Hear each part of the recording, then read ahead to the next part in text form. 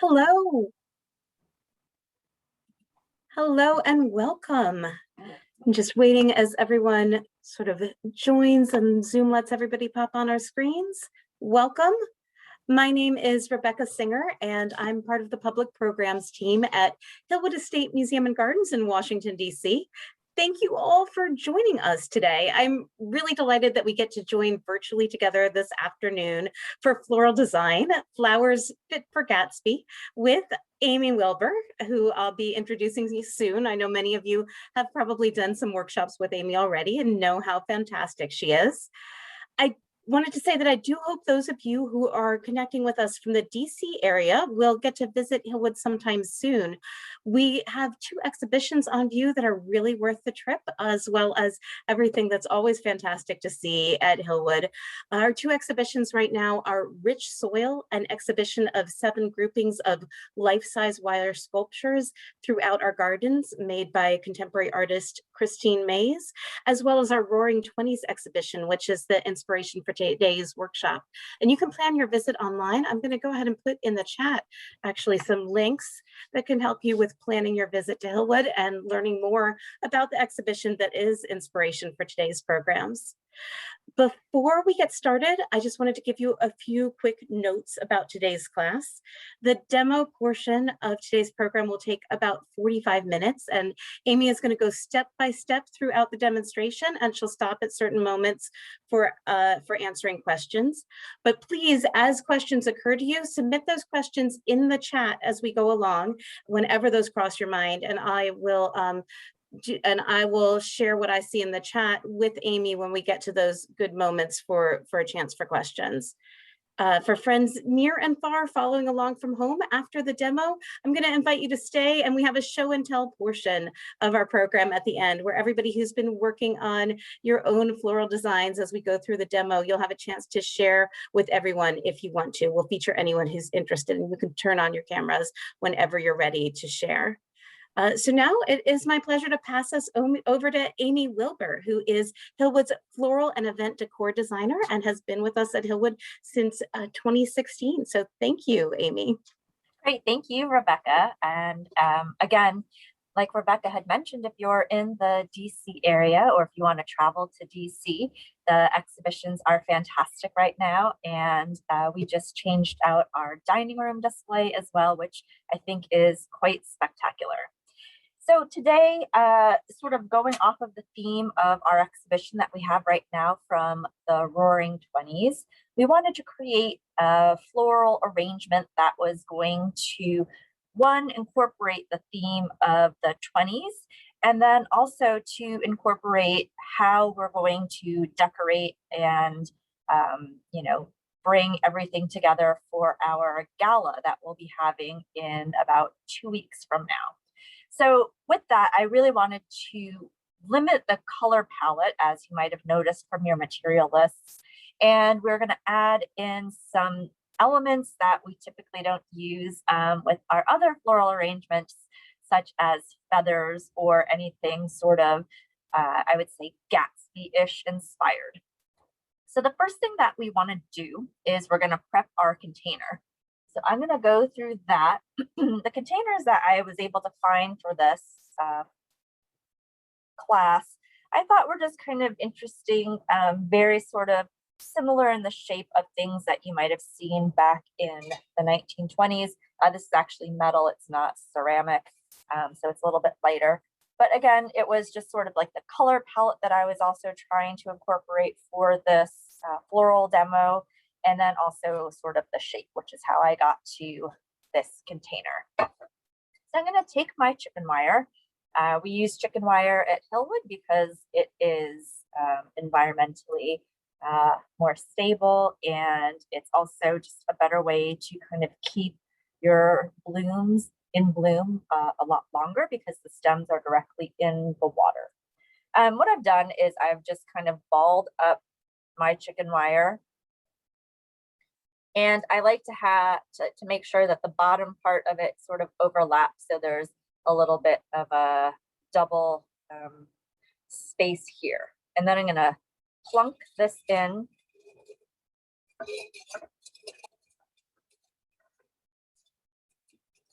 hideous noise,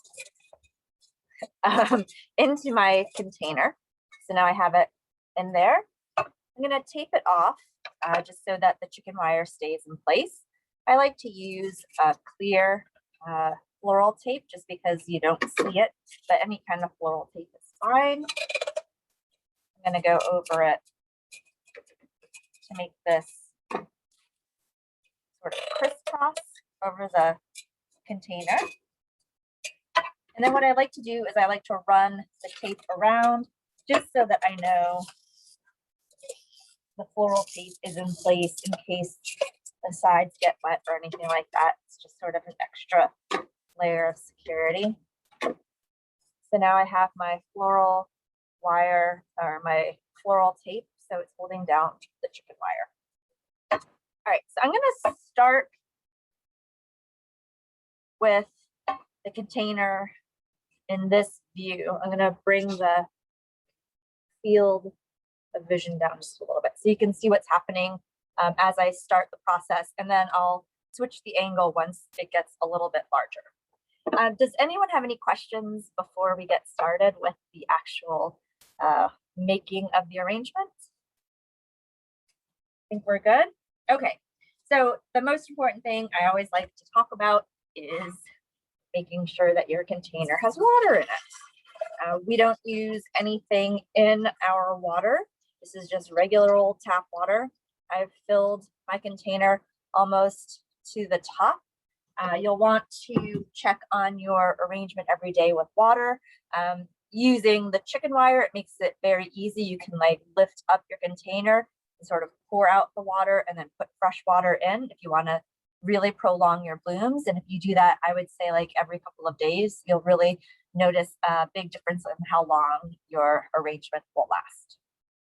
Again, if you do have those little floral packets of food, by all means, put those in as well. I find that, you know, it helps, doesn't help. It's really one of those things that I don't use it. I don't notice any difference from when I don't use it to when I do use it. But that's just that. So before we get started, I'm just going to go over the flowers that we have and the greens that we have to use today. So our greens that we're using, we just have some really nice leather leaf or fern. And then we also have this other kind of fern, which is called sword fern because of the shape of it. So I chose these two because they're a little bit more classic in feel, and they're also going to help a lot dictate the shape of the arrangement. The flowers that we have for today, sometimes my math skills aren't the best, so I did not count properly when I was ordering hydrangea. So everyone who picked up flowers today, you have a white hydrangea that does not look like this. These are ones that I cut from property, but again, it's sort of the same principle. We're going to be using white hydrangea. And then we have some of these really interesting, it's called toffee is the color, which is this rose, which I kind of like. It's like a brownish kind of antique color, which is going to help bring out the other elements in the arrangement. We have some white carnations today, some white tulips, and then some white stock. So if anyone was in the DC area or, you know, wherever you might be, and you were looking for flowers for this workshop today, I will tell you that I had a very hard time sourcing flowers because right now is the middle of wedding season, apparently. So we were going to have white roses to use in our arrangement, but they did not have them at the wholesale.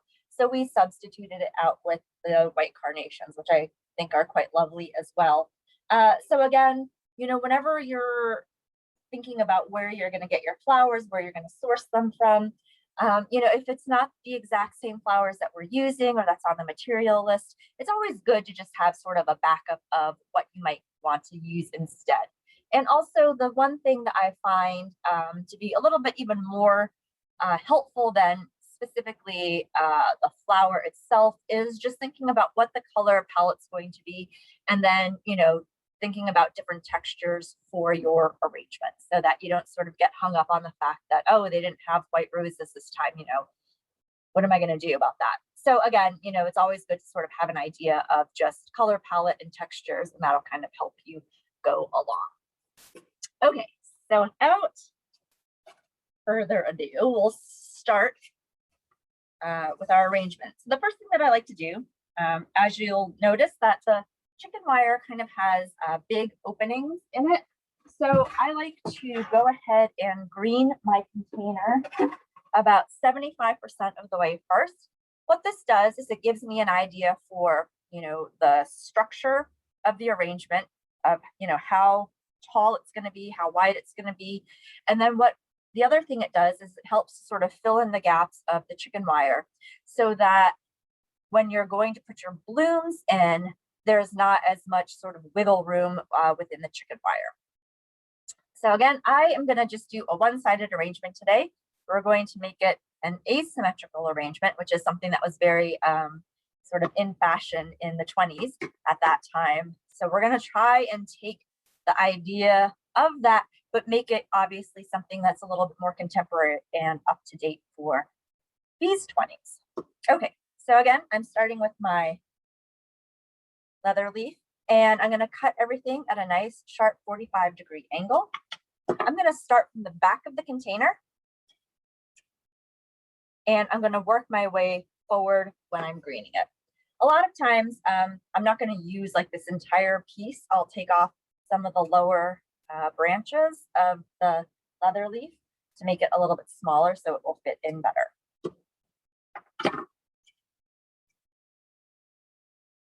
And again, what I'm doing is I'm just trying to sort of start the shape of the arrangement.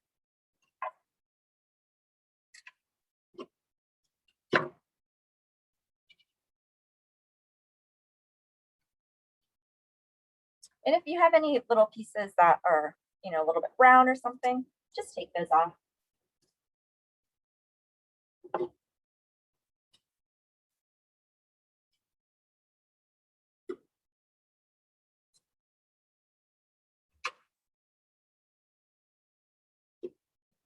So what I'm doing is I'm kind of going from the side to side with this greenery. So I'm trying to sort of place that all in.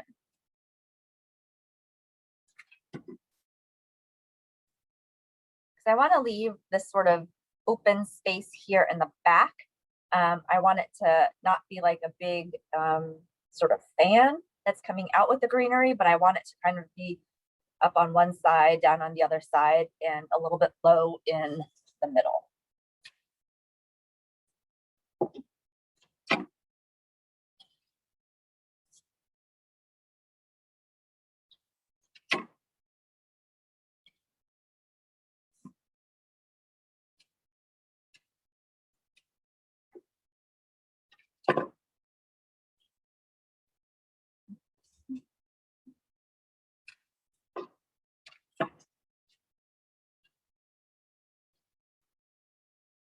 And then when I get to the front here, I'm going to rest the leather leaf on the sort of rim of the container.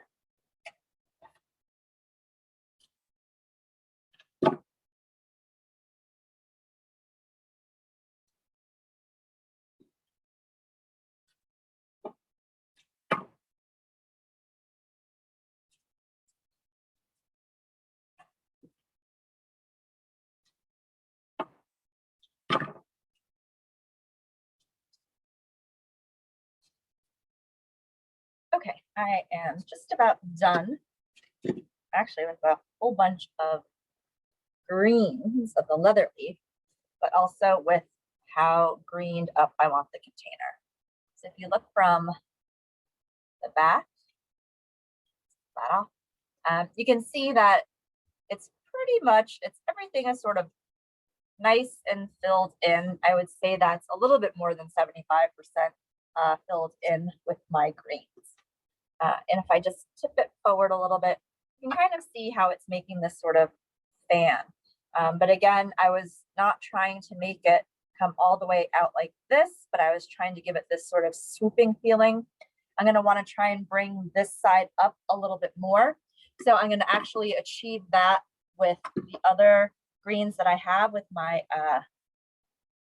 sword fern. But before we move on to this fern in particular, are there any questions about the greening process? Are you guys good? Okay.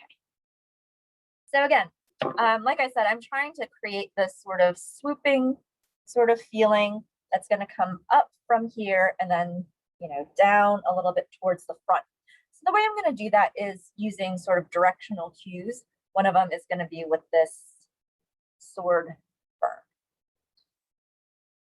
So that one's a little bit shorter than I had anticipated.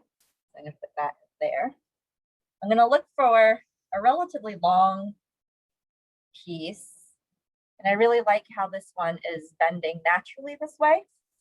And again, I'm pulling off any of the greenery from the stem. So I have a nice clean stem. I also did that with the leather leaf as well, just so that the water stays a little bit cleaner that way. Okay. So that one works. And this stem is so thin and kind of fragile. You just want to be kind of like looking in to see where you might be able to get it where it will stay.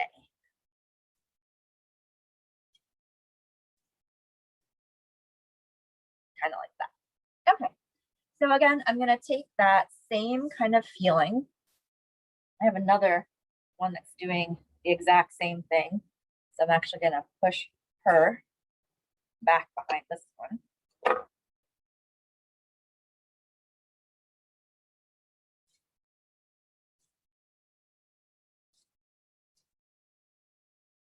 Okay, so I really like what's happening there.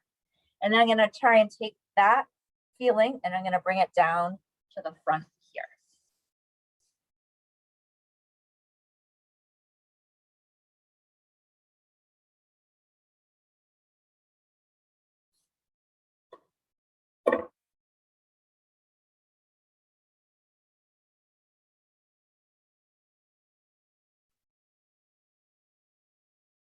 Like this.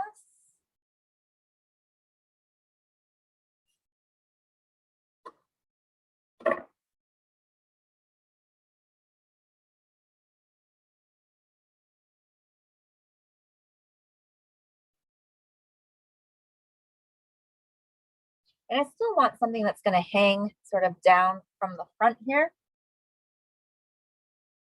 So I'm going to take another one.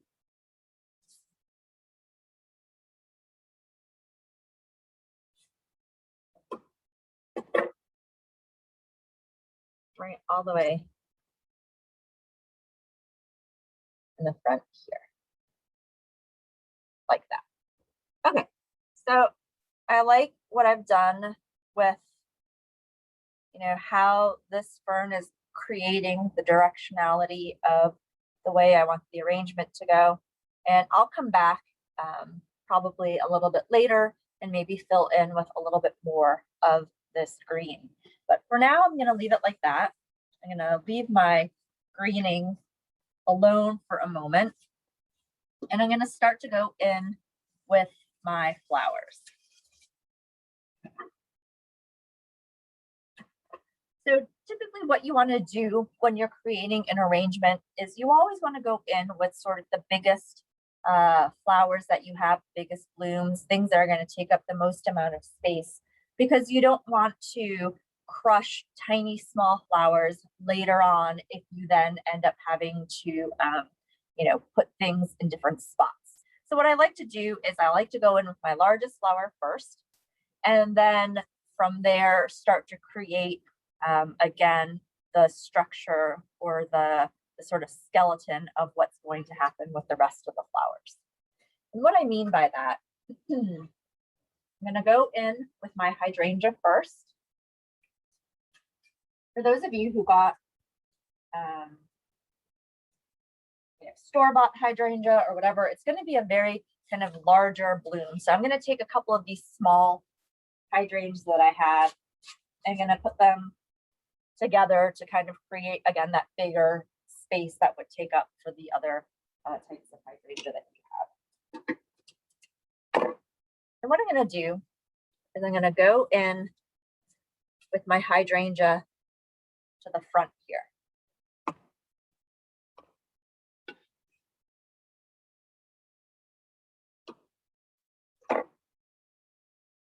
So I'm using this as sort of, you were using your blooms that you have from the material pickup, this would just be one hydrangea right here, but I'm using two to give it that same kind of feeling or space.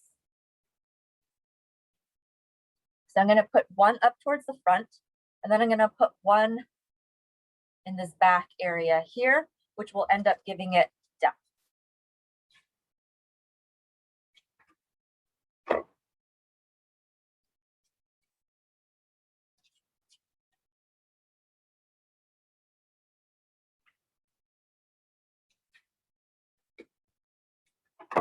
And again, I'm using these two hydrangeas as to mimic one of yours.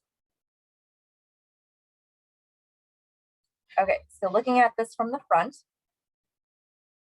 we have our one hydrangea here, we have another one here. So I want to do sort of 1, 2, then I'm going to put the third one in here.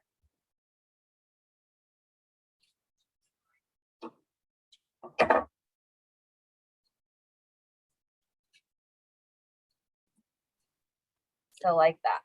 So you can kind of see, if I hold it up this way, that what I've done is really created a sort of tight, low base with my hydrangea. And Amy, we actually have a question in the chat here from Robin Powers, who wants to know, do you not have to prep the hydrangea to keep it from wilting?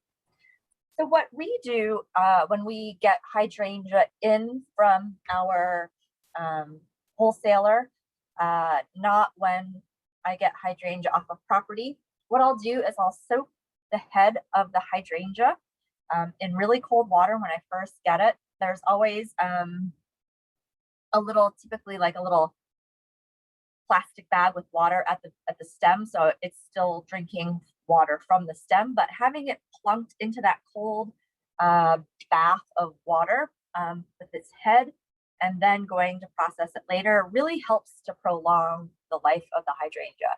I'm not sure why. I read it somewhere, and so that's what I do. And then also, if you notice, like the next day, if you come down and one of your hydrangeas has sort of like, you know, shriveled up and done that sad little thing, what you can do is you can pull it out, stick it into, you know, stick its little head into like some cold water again, let it sit for like, you know, 45 minutes, a half hour, 45 minutes, then recut the stem and put it back in, and you know, all this setup will kind of spring back into action.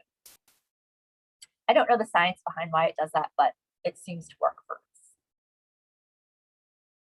Okay, so after you have your hydrangea in place where you want it to go, the next thing that I'm going to do, and this is again when I'm talking about sort of creating a skeleton or the architectural bones of your arrangement, I'm going to go in with my stock. I feel fortunate that some of my stock is doing this nice little curve thing already. I'm going to strip off a lot of the leaves, and I really like this curve, so I'm going to use that as one of the points of the arrangement.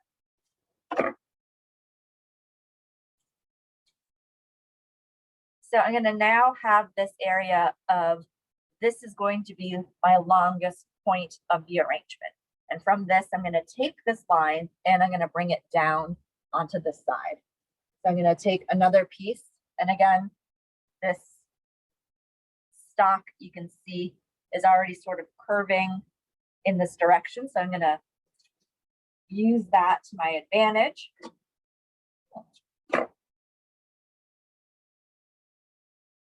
I'm going to put that down here towards the front, so you can kind of see the way the line is continuing from the top down towards the bottom.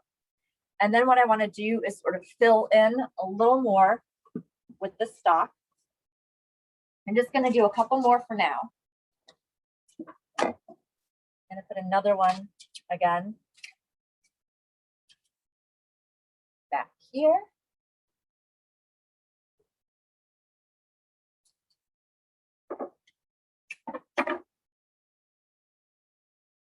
Another one here. Oops. So again, I have this, but you can see that I have a little bit of an empty spot right here in the middle. So what I'm going to do,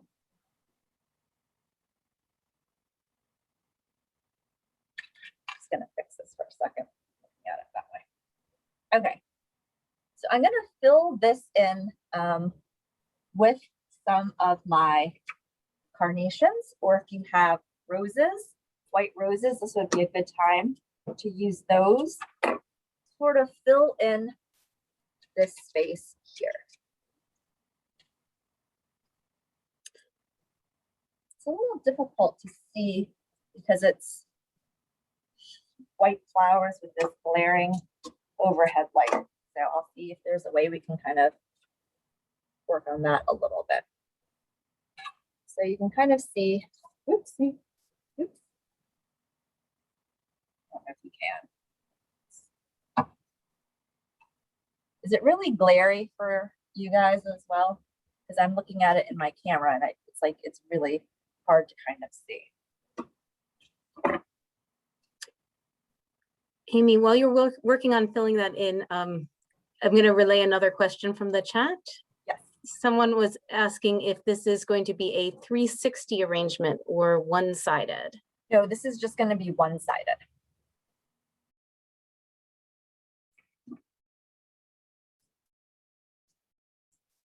Okay.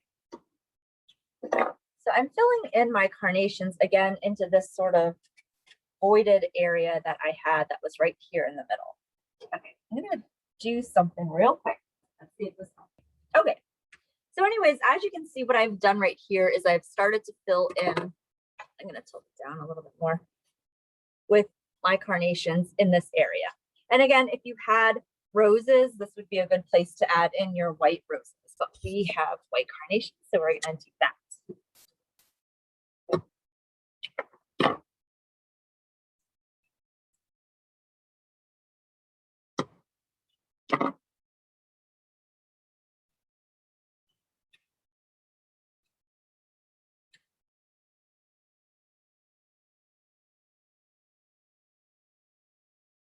Okay. So even though it is a one-sided arrangement, what I like to do is I like to always bring the flowers from the front all the way to the back so that it doesn't have that weird, I think I've talked about this before, that weird cartoonish, like when you turn it to the side, it's like really up straight and flat. So that's why, as you can see, if I'm turning it, you know, so you see the back, that there is volume back there. So it does give it a little bit more dimensionality. Okay, so after I've gone in with my carnations, I'm going to start to go in with a little bit more of my stock. And I'm going to go in and I'm going to look for places that need a little bit more volume. So when I'm looking at it from the side here, I know that this area right in here is going to need some more blooms. So I'm going to go in with my stock here.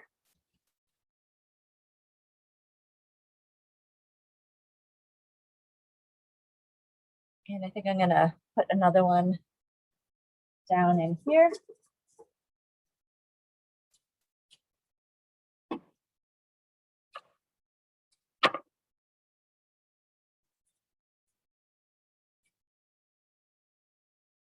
To see how that filled in this area here.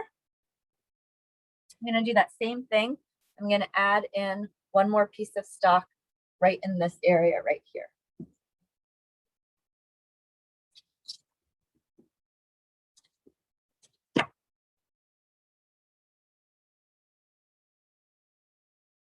Like that.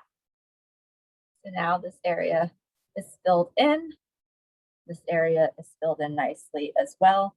So I'm really happy with all of the white flowers that I have that are in the arrangement right now. The next thing I'm going to do is go in with my roses. And because I just, let's spider. And because I just have 3 of these, I'm going to use this as a focal point or a place for your eye to originally get drawn into when you're looking at the arrangement. So I'm going to take these 3 roses that I have, and I'm going to cluster them together. I'm going to have them be a little bit behind and in front of each other to cause a nice depth within the arrangement. So I'm going to do something like this where I'm making a little bit of a triangle, but again, I want them at 3 different levels or 3 different heights to give it, again, more dimensionality, but I'm going to keep them all together. So I want to have them be right here in this front area. It's slightly off to the side, which I like.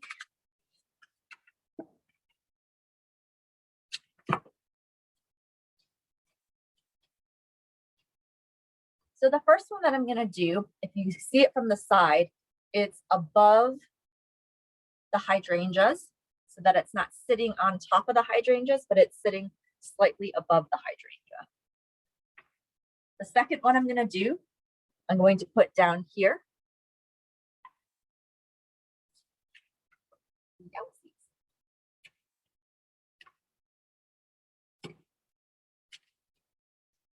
And I want it to be, again, not at the same height. So as you can see, what I'm going to do is I'm going to put it down slightly lower, like that.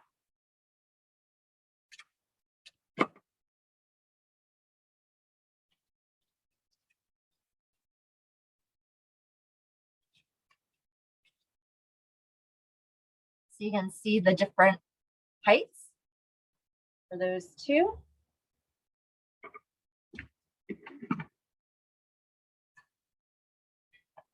And then the last one is going to go down right here.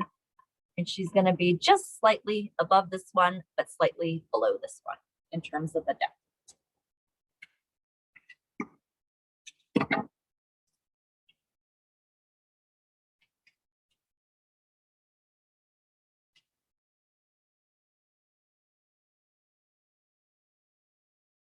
So then we have this nice area of focus right here with all of the same flower and the roses. Okay, so now, after I've done those roses, my last thing that I'm going to do in terms of the flowers is I'm going to add what I like to call my little touch of whimsy, which is something that's going to be a little bit light. It's smaller and it's kind of doing its own thing. And what is more appropriate than tulips, because tulips do their own thing anyways. I let my tulips sit out for a couple of days. So as you can see, they're starting to grow. If you have them in the plastic container, what you want to do, or the plastic wrap, take out the tulips from the plastic wrap. And I like to strip down the entire tulip just to 1 leaf. And what's going to happen is your tulips are going to continually grow while they're in your arrangement, so that they're not going to be in the same spot tomorrow morning when you come down to look at your arrangement. But that's okay. I think that's kind of the fun of tulips anyways. But again, as you can see, mine have started to already do this like nice bending and twisting thing. So I'm going to use that to my advantage again, and I'm going to then start to put my tulips. I actually want to see a little bit more of this curve. I'm going to put it closer, and I'm going to let her kind of be stuck out from the arrangement. This one has 2 leaves, which is I'm okay with. I sometimes like to curl that leaf back, so it gives it a little bit more interest. And then what I'll do is I will just continue to kind of find spots that I think are going to be interesting for my tulips.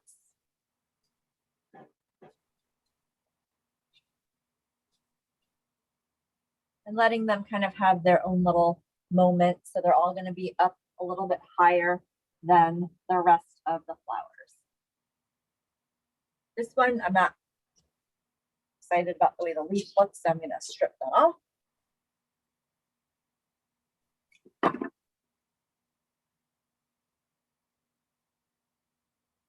Some of them I'm going to leave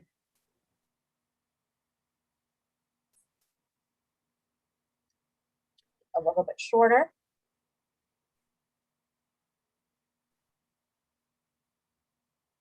Actually, I don't like the way this is so perpendicular, so I'm actually going to bring this one in a little bit closer.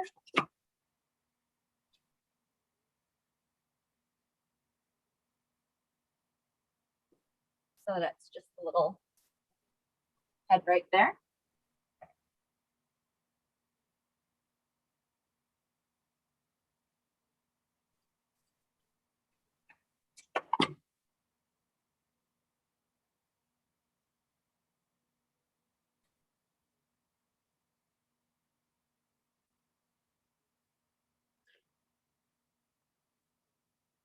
Amy, while you're working on the tulips, do you have time for a couple of more questions we have in the chat?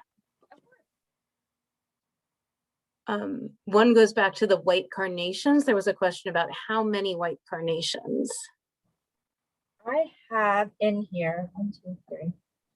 I have in here 5, and I have 7 total.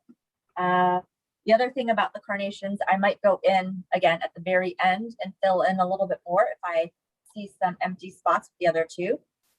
If any of your carnations are kind of tight, you can always just sort of gently open them up a little bit, which will also give you a more exact idea of how big it is and how much room it's going to take up. Great, thank you. And then the second question we have is, how do you decide how high or tall you want a flower or filler to be when you begin? Is there some sort of formula or guideline you use, like to double the height of the vase? There is. It's typically 1.5 times the height of the vase, which I try to stick with mostly. And I think I actually did that with this one. So if you think 1.5 times the height of your container is going to be the height of your tallest bloom or piece of greenery. I think that you want to sort of stick with that depending on your container. It's mostly so that you don't have something that's then going to like topple over onto itself. But if you have like a really big container, but it's low and you want to make it really tall, you probably can get away with doing it more than just 1.5 times the height of your container.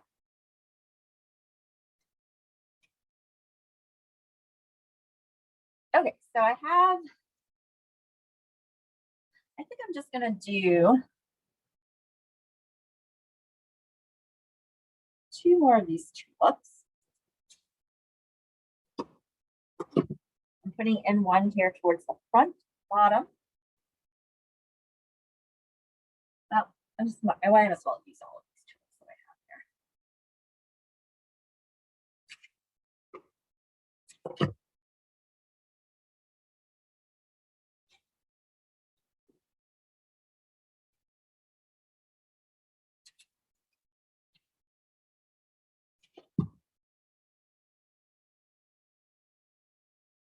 Okay, so I filled in with all of my tulips.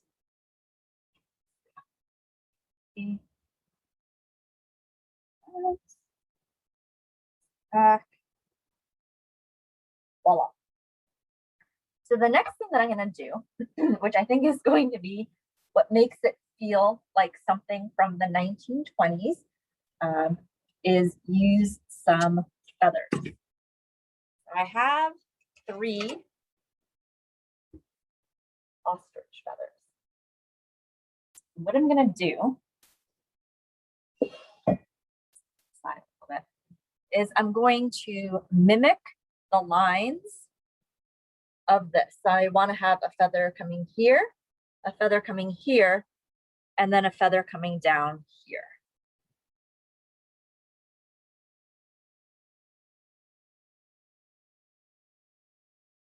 I don't want it to block any of the blooms. So it's going to kind of be,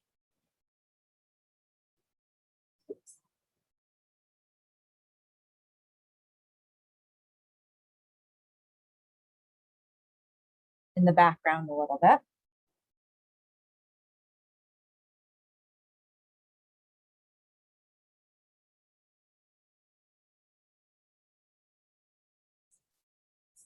Here.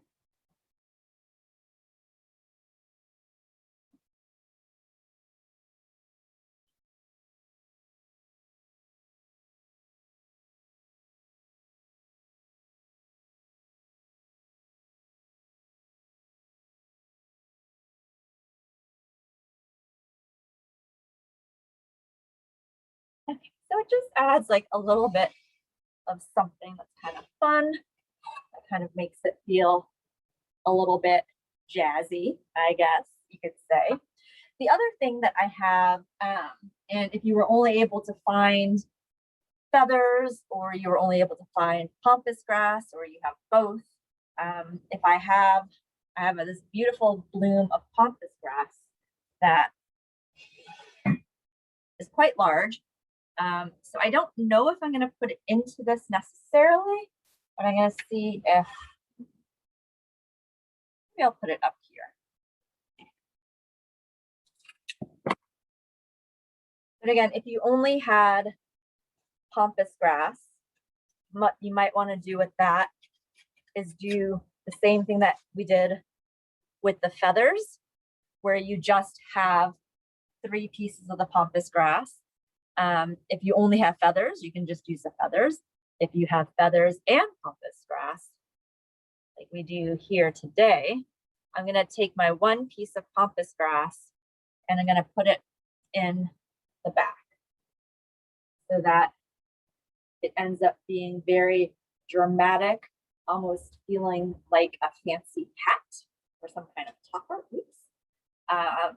But again, if you don't have the pampas grass, you don't need it necessarily. If you don't have feathers, you don't necessarily need that either. I think it's actually quite lovely as just a floral arrangement with flowers. But again, because we were trying to capture that 1920s feel of Gatsby, that's why we wanted to add in a little bit of ornamentation to get you that, you know, visual cue that, oh, this looks like it's something from maybe the 1920s, or it's like in the era of the flappers.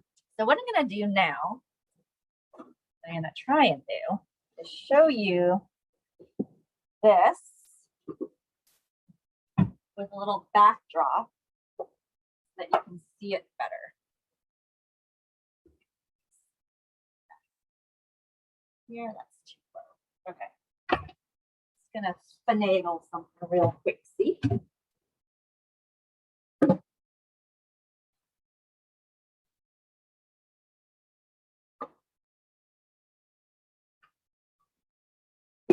How is that? Yeah, that's a good view. Okay.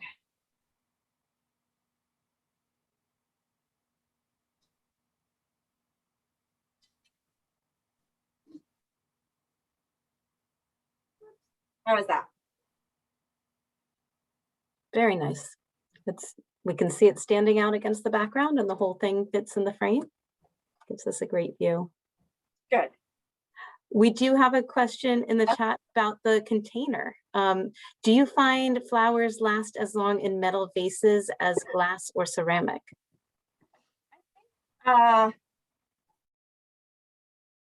They don't last quite as long, I would say, because sometimes the metal containers tend to rust a little bit, but I don't think that it's super significant. We use a metal container in the pavilion, and the flowers that are in the pavilion arrangements last just as long as the ones that are in the French drawing room, and that one's a glass container. So I think it just sort of depends. But I would say after you are done with this container or a metal container that you really go in and scrub off any rust that might have formed on it during the duration of your flowers.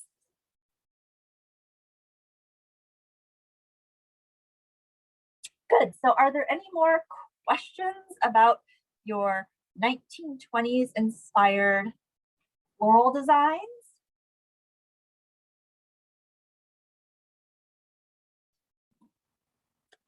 I think it looks like we've covered the questions as we've gone along, though, of course, if anybody else thinks of something, if something else crosses your mind, please go ahead and put it in the chat and we will be happy to answer that. Yeah. And is anyone ready to share what they have created, their little 1920s inspired pieces? Meanwhile, I'll relay to you, Amy, we have a comment in the chat from Sarah McCreary about how so beautiful, and thank you so much for the arrangement. I'm glad that you could attend.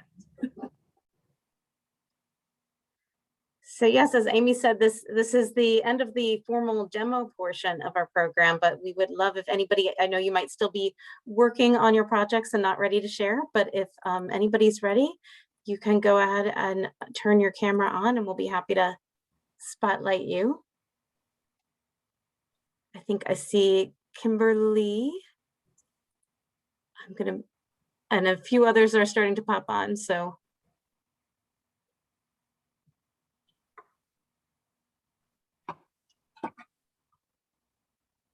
Kimberly, do you want to unmute?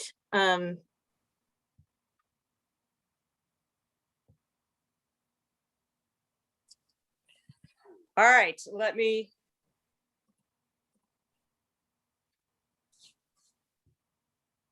Oh, wow, beautiful. Oh, I think she's muted again. Oh. Yeah, I think we're having a little trouble with the microphone there, but it looks Okay, fantastic. thank you. There we go. Thanks. Yay. There it is. Gorgeous. That looks you. great. Thank That you. looks wonderful. All right, let's see. I know we've got another few folks who look like they're ready. I think the next one I see is Mary Slimp. So I'm going to go ahead and add your spotlight. Hi, I don't know if, let's see if I can get this. I'm trying to do this backwards. Oh, But that looks gorgeous, Mary. thank you. Love the feathers. This was really fun. Thanks, Amy. It's a little preview for the gala. I'm so excited about that. Great. Well, thank you for sharing your creation with us. That's fantastic. I'm going to, as I'm putting, I see there's several folks ready, so I'm going to start putting some other folks up, but I've also got a couple comments in the chat to relay. So I think I've spotlighted Sarah McCreary here with a couple of arrangements on the table, which look great. Meanwhile, let me just quickly relay. We have another thank you in the chat from Robin Powers. Thank you for your time and creativity. And then a question from Sylvia who says, you seem to intuitively know how much to cut off of the stems of the flowers. Do you have any hints on how to judge properly for how much to cut off? Yes, something I know. I do this sort of without thinking about the fact that, you know, oh, people probably don't cut flowers every day. So what I like to do is I will hold up my flower and you can put it towards essentially the bottom of your container so that you'll know where in the height it will be for how much you want to cut off. And I always think that it's better to not cut off as much because you can always go back in and cut a little bit more. But if you cut a real shorty kind of a thing, then you're end up with something that's like really small that you might have to like stick in under the bottom somewhere. But if you just sort of take your flower, hold it to where the bottom of the container is, you can then sort of judge from there. Thank you. And then Sarah, we've been getting a chance to look at your beautiful arrangements. So I think there are two of you who worked on some arrangements here. Hello. Hi. This one's myself. This one's my mom. This was so much fun. We also love the feathers. Excellent. Well, they look gorgeous and they look so different, which is, I think, one of the things that's always so fun about, you know, giving everyone the same material, but obviously everyone has a different vision and a different eye. So it always looks slightly different, but I think that they're all fantastic. Lovely. Great. Yeah. Thank you for sharing those beautiful arrangements. And I see one more person's camera on. I'm having trouble with the spotlight for a second here. Sorry. There we go. Elizabeth, did you want to, if you could lift the camera up just a tiny bit, I think we'll Yes, get the more there full you view. go. Oh, There there it it is. is. Gorgeous. Yeah, Beautiful.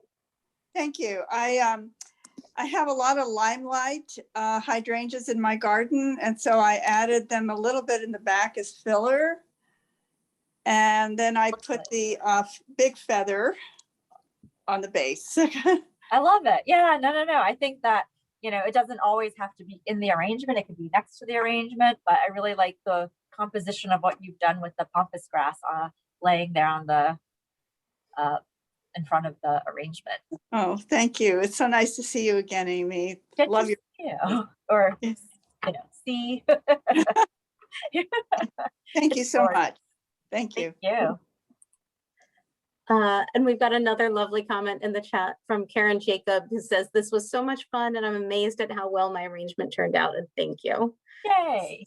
So lots of great thanks to you today, Amy. Was there, oh, and another question from Rhonda Ritzenberg, how many arrangements will you make for the gala? And then For the it's all gala, inside. it will be, I don't think we have an exact number of tables yet, but I believe it's anywhere from 35 to 40 for the, just for the tent. And then we have an additional, I think 15 for under, for the cocktail reception. Great. So you've got a lot of these arrangements to put together, sounds like. And it's going to be different this year because I don't have my volunteers, which is really sad. So it's going to be me with the horticulture staff. So we'll see how that goes. I know you are all well up to it though, and we Yeah. can already see from this arrangement today how beautiful it's going to look. They're going to be excited. Is there anyone else who didn't get a chance to share your work who wanted to show us what you've been working on today?